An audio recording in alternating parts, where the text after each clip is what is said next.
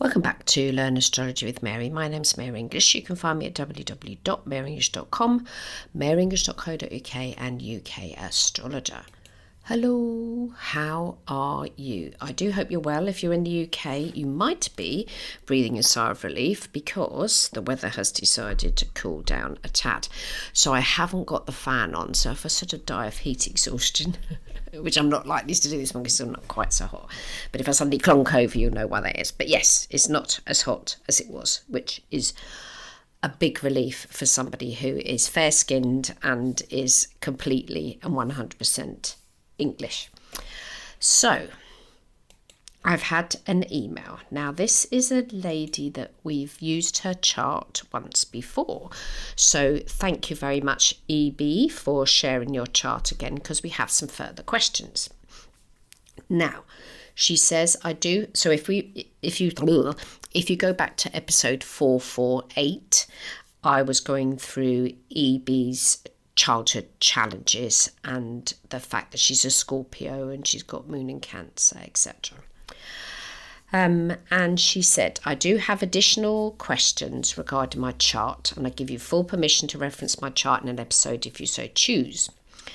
But I have questions regarding the part of fortune and aspects it makes to outer planets in my chart. For example, I have Uranus, Aquarius, 6th house, 5 degrees. I think she's using whole sign. And Neptune, Capricorn, 5th house, 27 degrees, conjunct my part of fortune, Aquarius, 6th house, 2 degrees, which we'll talk about. I also have the North Node, Virgo. She's got it 1st house, 16. I'll be doing it in the 12th. Conjunct my ascendant, but I'm curious about, in response to the video you made about my Venus conjunct MC, referencing David Bowie, being loved for your work / art. I was curious how my North Node conjunct ascendant related to receiving praise or love for being true, authentic self or purpose, as my North Node is also trying my Venus. On the flip side, my Mercury, Sagittarius 4th house, is opposing my MC, Gemini 18 degrees, and squaring my North Node and Ascendant. So I'm really curious as to how this affecting my career and ability to project who I really am in a professional setting. She also says, apologies if this is convoluted. Don't worry, we do convolutions really well at Learn Astrology with Mary, but hopefully I've provided enough info and questions. I know I have a cardinal T-square chart, and that right now, with the bucket phenomenon happening, it's putting intense pressure on my chart as I'm currently going through my Saturn return at almost exact degree. Now, I have made EB's chart, and what I've done, which I don't know if I've mentioned this yet, but if you want to add the part of fortune to your chart, you scroll down, so you have to go to extended chart selection, which is under free horoscopes. It's the last thing about this. I think it says chart drawings. An extended chart selection is there. That is where you're supposed to be making all your charts if you're following along with me. But on that section, you can click, it's at the bottom, additional objects. You can put part of fortune. But there is also another way of making it. And that other way of making it is to make a chart called Arabic points.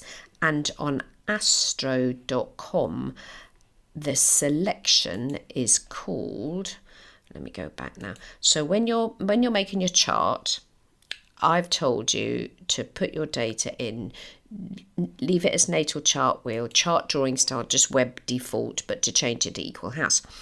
In that box that asks chart drawing style, which I always leave it web default, you can click in that box and there's a million different ways that your chart can be drawn up. And it's not about house systems, okay? So you can click the box that says Arabic points Biruni, not too sure who he is, but obviously he was a bloke. And with that, you'll get all your Arabic points, and your part of fortune will be included in that. It's a slightly different style of chart. I will put this in the show notes so you can see the difference. The advantage to using that is that all of the Arabic parts are written as words.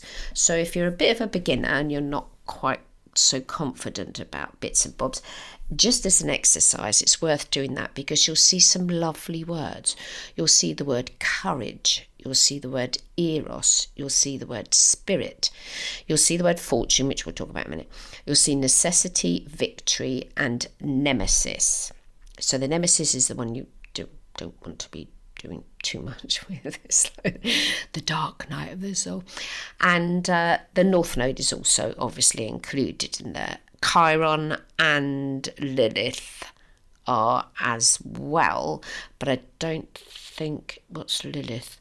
So her Lilith is 27 degrees Virgo. Have we got the symbol for Lilith? That's the question. No, the Lilith isn't included in the picture in the chart, but it is in the blurble at the bottom. As I say, I'll put this on the show notes so you can see what I'm waffling on about. Is Chiron lobbed into there? No, Chiron isn't in that. So it's not in the chart, but it's in the list of all the planets, bottom left. So you can, but what it does is it's the main Arabic points, and I'm sure I did Arabic points a few episodes ago. So you've got fortune, spirit, necessity, eros, courage, nemesis, and victory. So I think when we're talking about, and the question revolves around the part of fortune, I personally do use the part of fortune. It's probably, for me, one of the most important Arabic parts. It's the one that's used the most and has probably carried on throughout the astrological history since whoever it was that was the clever person that invented it to start with. And yes, it's part of EB's stellium that is in the 5th house. So let's rewind and work our way through this chart. So we've got a Virgo ascendant, and Virgo ascendants are never happy until everything is perfect. So anyone with a Virgo ascendant, I'm speaking to you, and you. If you've got a Virgo ascendant, never aim for perfection, because nothing's perfect enough. Aim instead for good enough, or as near to perfect as can be got. Okay, now it is ruled by Mercury, the same as a Gemini ascendant, but a Gemini ascendant is completely different. Virgo ascendant people want their lives to be as perfect as possible, because a key word for Virgo, and I mentioned it in the Virgo book, is perfect. If a Virgo, anybody Virgo, sun, moon, blah, blah, blah, especially ascendant, if they say the word perfect, then you know that they're happy little bunnies. So EB has a Virgo ascendant. So before we go anywhere and answer any questions, we have to remember that we're not going to get to a state of perfection. Once that one's dropped off, then life is so much easier. Now, it was millions of years ago, I read something somewhere, and it was about being good enough. It was something to do with being a mother, because I was a mother at the time and I was probably stressed out about nappy changes and feedings. And I don't get me wrong, I absolutely loved being a mother, still love being a mother. However, being a mother to a very teeny-weeny little being that cannot do anything means you have to do everything for them, which nobody really sort of explains to you before you give birth. It's like this little thing can do absolutely zero except breathe. Everything else, you have to provide for them. They are incapable of doing anything for themselves. So therefore, you, obviously, it's something that seems to be such a big thing. You sort of know it in the back of your mind until it happens. It's like this little being that has just popped out of my body in whatever way, because it can pop out in lots of different ways. I am now 100%, obviously you could be 50% if you've got a partner or whatever, but I am now 100% responsible for everything that happens for this little thing. And it was my ex-husband that at one point was a bit sort of shocked that the child needed feeding every so often, and he can just sort of leave it. Babies can't be left for any amount of time unless they're fast asleep and you're in the room with them, and you have to do everything for them. So consequently, very new mothers are near enough exhausted the first few minutes after giving, because I've got to do this, and this. Or when do I do something for myself? And the only time you could do it is when the baby's asleep. But yeah, quite exhausting.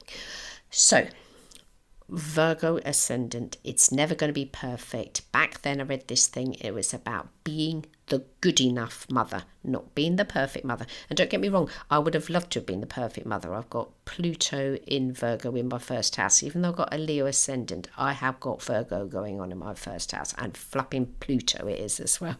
So I understand the desire, especially when my Pluto's activated. Please don't activate my Pluto. Just please don't do it, okay? But a Virgo ascendant, there'll be the striving for perfect, the good enough, but you have to enjoy your life, forget about perfect, and go for good enough. That's good enough for now. Now, you've also mentioned, EB, about your North Node. So your North Node is your life purpose. I am going to argue this point here. I am not going to analyse it as being in the first house.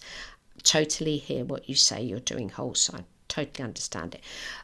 But I work better using my house system, and I would say North Node, life purpose. Yes, it's conjunct the ascendant, but it's tipped into the 12th.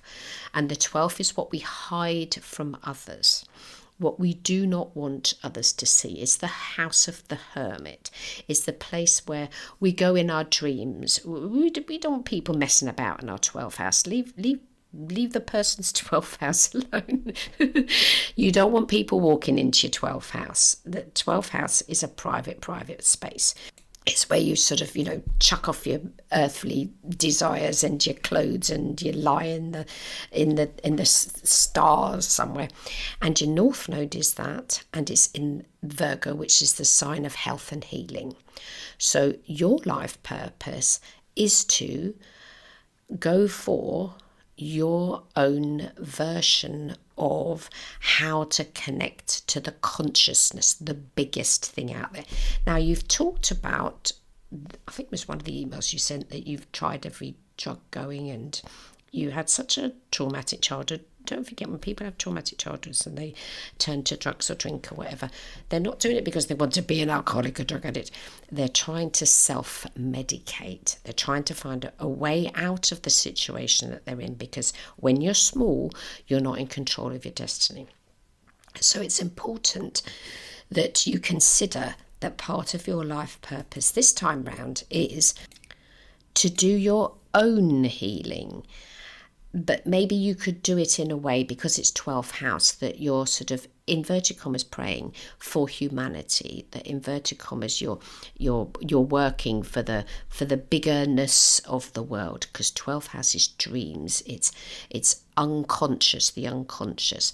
It's not going out and do, because first house is go out and do it and shove it in people's faces.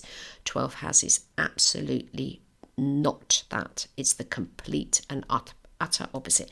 And the two houses that are the ones you don't go prying in are the 8th house, so don't go titty-footy step-ins into somebody's 8th house, and equally don't go mishy-moshy-mashy around in their 12th house. Those are very, very private areas of the chart, yeah. First house, ta-da, I'm here, I'm going to do the whole thing, yeah. But 8th, okay, don't go querying someone's 8th house. If they've got Sun in the 8th, whatever they've got in the 8th, do not try and bring it into consciousness. Yeah, allow them to do it. So somebody with Sun in the 8th, if they don't want to tell you something or do something, flipping well, believe them. And 12th house, if the Sun or whatever it is in the 12th house, then it's about not doing it for yourself. You're doing it for consciousness. It's not even humanity, because humanity is the 11th. You're in touch with the consciousness. And if you're totally off your head, which is very easy to do, there's plenty of different drugs out there that allow you to do that. Alcohol will do it. The sensation of being connected to everything that is divine in whatever you define divineness as being is definitely 12th house stuff. So you don't have to make your mark in the world with the 12th house. You make your mark in some other entity that is not the conscious world. It is totally the unconscious. I hate using the word higher because that implies, higher is better than lower. The world that's out there that keeps us all together, that without that, as human beings or whatever, we don't exist. Consciousness, the unconscious, yeah. So can I make that into a shorter sentence?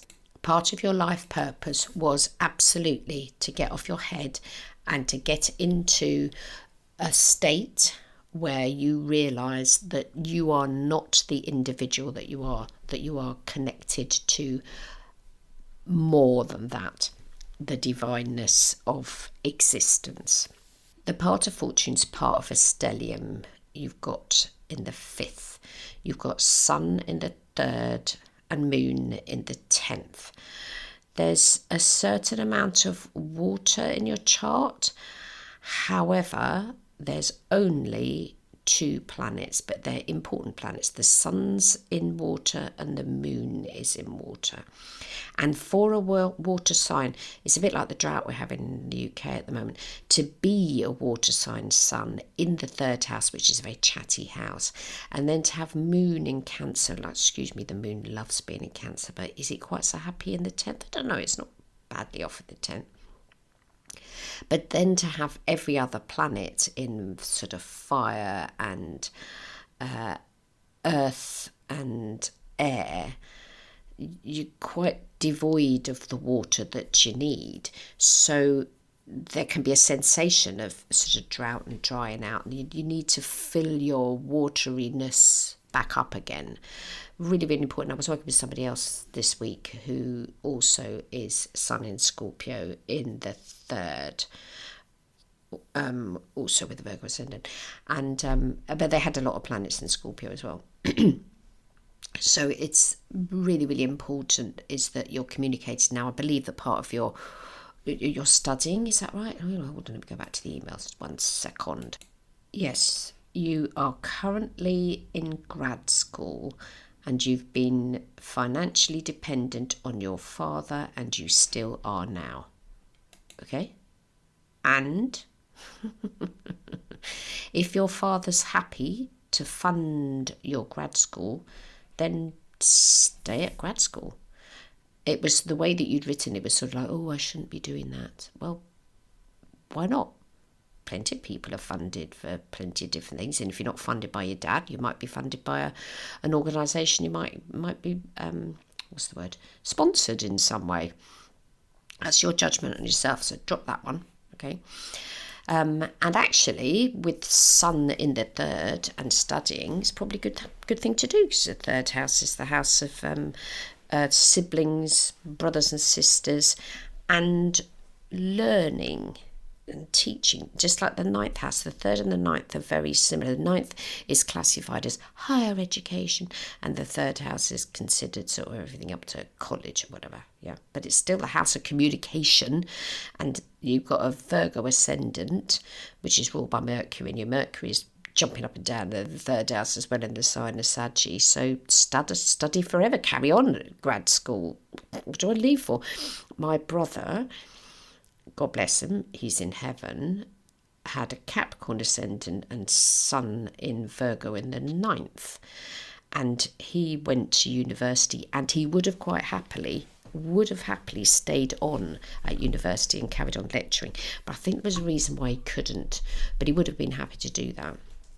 My sister, so these are my older siblings, she went to university, then did an MA and a B and a PhD and all this. She spent the whole life in the university. Why not? You're studying there, but carry on working there when you've finished, and maybe you'll get a salary at that point then, and your dad won't have to fund you at that point. But if your father's happy to fund you, then just be very grateful for that and carry on with it. And you haven't mentioned that he's moaning about it. Look at your nemesis. So your nemesis is 1 degree Sagittarius and your sun is 25 Scorpio. It's not in the same sign, but I think it's near enough conjunct your Pluto. Yeah, because Pluto's 5 degrees. And you've got victory there as well. So you've got nemesis and victory. They're both in the sign of Sagittarius, yeah? So 3rd house is packed. You've got a stellium. 5th house is packed. You've got a stellium. I mean, you're a bit of an indigo child anyway, because you've got majority of your planets on one side of the circle. So, boof, go for it, yeah? And the Pluto conjunct nemesis, you are your own worst enemy, but hey, you know that one now, so you don't have to continue to do that. And maybe rather than being your own worst enemy, because things that have happened to you, but they've happened to you and you've managed to deal with them. Hello, now it's 19, you're born in 97, we're now 2026. You've survived this far, that you're having your Saturn return. Yeah, great. You've got to a fantastic point in your life. And we will talk about Saturn return in a minute, yeah. And I will answer your questions, but I'm just waffling my way through your chart, okay? As I want to point out your outbreak points. Your necessities in the 4th. It's still in Saggy, and you got Mars and Venus there, but they're in Capricorn. We'll put them to one side. But necessity is that word that you need to have home and roots, okay? So saying, I don't want to do that, and then living miles away from your dad won't work. And anyway, you've got Moon in Cancer. So no matter how badly your family might have treated you, or your mother or whoever, your family is really important for you. Now, the other thing with this chart, when you make it, it tells you when things are domiciled, detriment, exalted, fall, and all of that. Okay, so if you're into those things, your moon is domiciled, your Mercury's in detriment, your Mars is exalted, your Saturn's in fall because it's in Aries, but I don't care. Uranus, I don't know how we got Uranus in domicile or whatever it is, because those planets weren't invented when those thingies were talked about, but it tells you that in the little chart at the bottom. But with that Mercury ruling your chart and being in your 3rd, if you're not going to teach other people or coach them in some way or run groups for women or whatever, you need to be writing, which I'm sure if you're doing the studies you're doing at the moment, then you need to be writing and churning out some things for people to read, yeah. You've got Eros conjunct your MC. Your MC's in Gemini. Again, this is a lot of communication going on here. You've got the part of spirit in the 8th. That's a nice place for it to be. Part of spirit's a little bit like sort of your higher consciousness type of thing. In the 8th, it's happy there. Part of courage is in the 12th. And your courage is in the sign of Leo. Okay, so you had the nerve to be able to experiment with lots of different drugs. Trust me, there's plenty of people out there that wouldn't even try them because they'll be worried about that they'll go off their heads and never come back again. And I think that's all the Arabic parts. Yes. Okay, so that's your Arabic parts. Okay. Now, I want to congratulate you on a little aside comment that you made in one of your emails. You've put here, the positive thing is I'm clean from heroin for 4 years now this August, so I think my Saturn return will not be as rough now as I'm not actively using. Congratulations, 4 years is marvellous. 4 minutes is marvellous. Remembering, of course, that, if you're ever tempted at any point into the future, for whatever reason, you need to reach out to whoever is out there. 4 years to not use is marvellous. And anyway, consider as well the freedom that brings you, okay? Because unfortunately, when people use drugs for long amounts of time, they are not slaves, the wrong word, but have to consider it so much. Where do I get my next hit from? How do I get it? How much is that going to cost me? Where am I going to go to do it? Who am I going to do it with? What equipment am I going to use? Where am I going to get the equipment? Have I got clean equipment? It's a lot of things to think about. And I personally think that if you continue to study in the field that you're studying in, which I won't reveal because otherwise that might identify you in some way, I think the field that you're studying in is really important for you to continue to be a part of. Yeah. Now, so let's just go one by one, because we've got the Virgo ascendant. You're going to want to know everything in the list. Part of fortune and aspects it makes to the outer planets in your chart. Okay, now the aspects from the part of fortune. Okay, so astro.com is going to give me conjunct to Neptune, conjunct to Uranus, and that's it. Well, if your part of fortune's part of the sandwich of the generational conjunction that you got between Neptune and Uranus, because your Neptune's 27 and your Uranus is 5, they're out of sign but in this within orb to each other, and your part of fortune slap in the center. I think that's right, because your fortune is 2 and your Uranus is 5, yeah. So it's sandwiched between those. But I've talked before about the indigo generation with Neptune and Uranus conjunct. Some people are more, inverted commas, influenced by it, that are born within that generation, and some aren't. They couldn't care about it. But because Neptune's the psychic planet, Uranus is the planet of freedom, your part of fortune is between the two of those in your 5th house of creativity. The conjunction that it's forming is important, that you can make your fortune in a creative way, okay, to benefit your generation. So you're not going to be benefiting the people born in the 1920s. You're not going to be benefiting the people that are born in the 1950s. And you are not going to be benefiting the people that are probably born in the 2020s. Yeah, you need to be benefiting your generation, because those are outer planets. And when we're talking about outer planets, you need to consider the generation that you were born into and under, which is the 1990s. So creativity, is there something that you can do with the work that you do creatively that will benefit your generation? So not necessarily one-on-one like coaching or anything, but the writing, going back to Auntie Mary thinks you should be writing something that will benefit your generation. Yeah, that's where your part of fortune, and the part of fortune's in the 5th, is that you've got to think creatively. Go get a copy of The Artist's Way by Julia Cameron. The most important book in the world ever. No one's ever topped it for anybody that's of any creative inclination whatsoever. So it's art, music, film, writing, crocheting, whatever you want, running an Etsy page, doing fabric thingies. 5th house is the house of creativity, part of fortune there. Get a copy of The Artist's Way by Julia Cameron. It will make all the difference. Aspects to Neptune conjunct. Yes, okay, talked about that. North Node, I've talked about that. I don't know about it receiving praise or love for being your true, authentic self. You should be. Sorry, wrong word, should. You will feel happier if you can praise yourself, not in public. Louise Hay used to do a thing called mirror work, and it was so funny. Funny's not the right word, but when you're watching the audience and she's asked them all to get a compact mirror. So back in the day, women used to wear makeup and lipstick, and they'd have teeny little round mirrors in their handbags.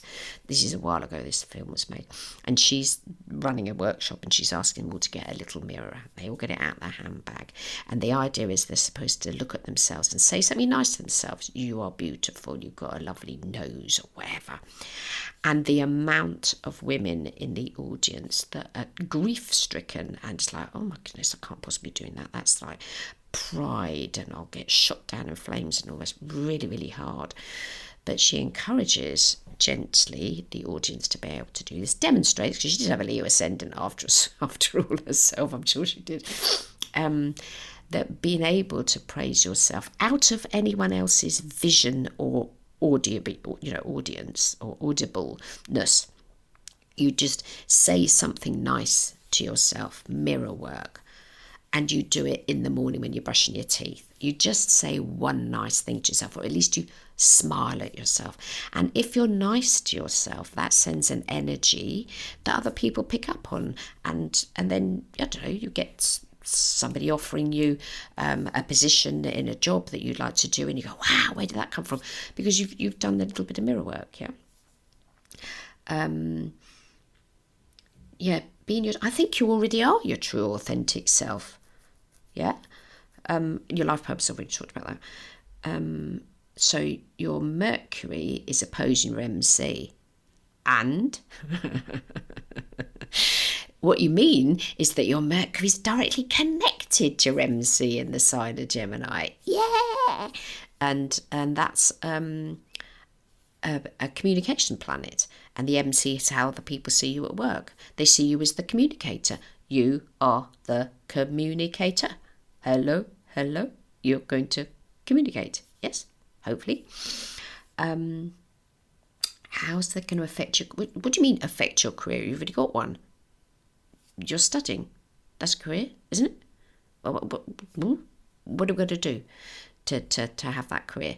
What makes you think you haven't got a career already? Do you think you're just sitting in those classes all on your own? Do you think the teacher's not teaching you? There's this idea that I have to have a job. I wear a badge. I actually had a client the other day said, she said, have you been to a conference? I went, no, I wear a badge every time I'm working, because then I know I put the badge on. It's just a little ritual for myself. You probably see it on my website, the video of me there, and I'm wearing my badge. I wear my badge when I'm working with my clients. Why not? That's got my name on it and what I do for a living, because that's what I'm doing. I'm working. That's my badge. La la la. And what is a career anyway? What's a career? It's very much a question. It was a rhetorical question, by the way.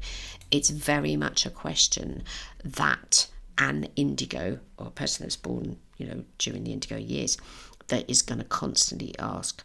It's not job, it's life purpose. Two things can merge, or they can be completely separate. You could be working in a coffee shop, being a barista, and you could be writing stuff that people understand and pay you money for, or whatever. Yeah, I'm lucky the two of mine align. I'm living my life purpose. I'm working, doing the job that I love. I am lucky. I've had to make sacrifices for it, but I enjoy it. And for yourself, you're not going to suddenly wake up one day and go, oh, this is the job I want to do. You just need to feel your way into where it is that you're going, and to continue saying what you want, not what you don't want. Yeah, I personally think you should stay within the educational system in some way, not to leave it, because you're so much enjoying what you're doing. Your signature on your emails, I can tell you are really, really happy to have that as a signature on your email. I mean, I've got one on there and it says Mary English Podcast and blah, blah, blah. But looking at your signature that's on where you are, you like the fact that you're at that particular university. Otherwise, it wouldn't be on your signature, yeah? So Auntie Mary thinks that you just need to swivel your... It's in my sister's case. She went to university, she did the creative MA, she wrote some books, she stayed at the university. I don't know if she must have had some sort of qualification somewhere along the line to go from being a student to being a lecturer. I haven't asked her, no idea, but I presume she did. And she's been there ever since, 30, 40 ridiculous years. It's a stupidly long time. She's been working in the educational system, and she's a poet, okay? She's made a life being a poet. So don't tell me that you can't make an income or a life from being something creative. Poet. She's got a PhD in poetry. And you've got your part of fortune in the 5th of creativity. You've got Sun in the 3rd. You've got the Mercury MC opposition. Stay within the university world.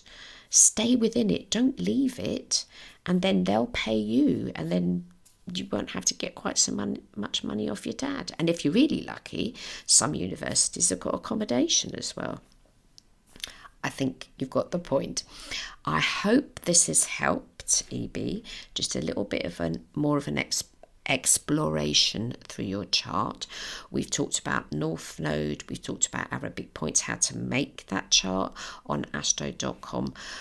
We've talked about the fact that you are still part of the indigo generation, and it's important they come into the world with a sense of knowing. They don't like to be told what to do. They have to have a life purpose, not just a job. But you can swivel that by saying, just for instance, now you're working as a barista in the coffee shop, but the coffees that you're creating for people, you're sticking Reiki in them every time you give them to people, and you're smiling and you're enjoying it. And on the side, you're writing your novel that you're eventually going to sell. So there's lots of different ways of doing it. That Virgo ascendant is mutable. Okay, so there might be times when you're changing your mind, but you'll completely upset your sun sign in Scorpio, which is fixed. It wants to have a fixed, this is me, this is where I am. But wear the badge of the qualification that you're gaining, and when you get that qualification, stay within that field of work, because to do the grad that you're doing, there's a hell of a lot of work. Stay within it. Stay.